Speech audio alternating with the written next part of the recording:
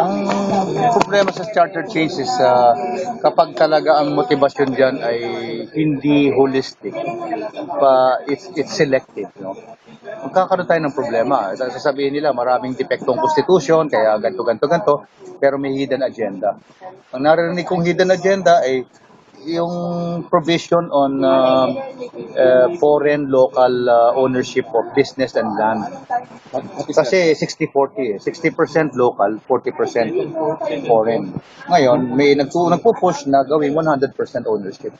Pwedeng magkaroon ng 100% ownership ng land and business ang foreigner. Kaya ngayon, what is happening now, for example, ang daming mga beach resorts na ang may-ari daw ay yung Pilipina. Pero the Pilipina is just na asawa ng isang foreigner. The Pilipina is just really a front. Dami ganyan. Lahat ng beach fronts all over the Philippines. Ngayon, pag increase mo yung provision na yon, wala na. Hindi nila kailangan ng Pilipina.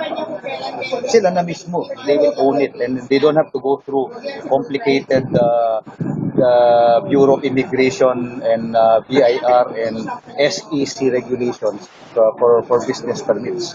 So what is that the holistic is all about? So, can you explain to us yung holistic, because you are in favor of the charter change as long as it is not holistic? Oo, kasi ang dami mga provisions na defective eh.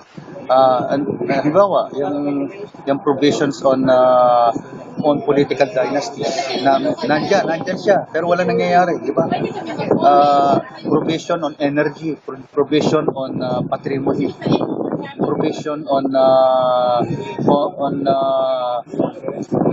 COMELEC, no? on elections.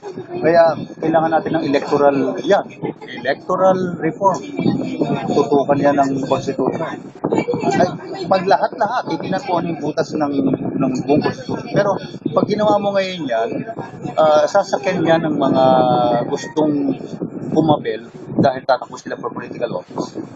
Kaya pala, kasi between now and 2016 is really campaign.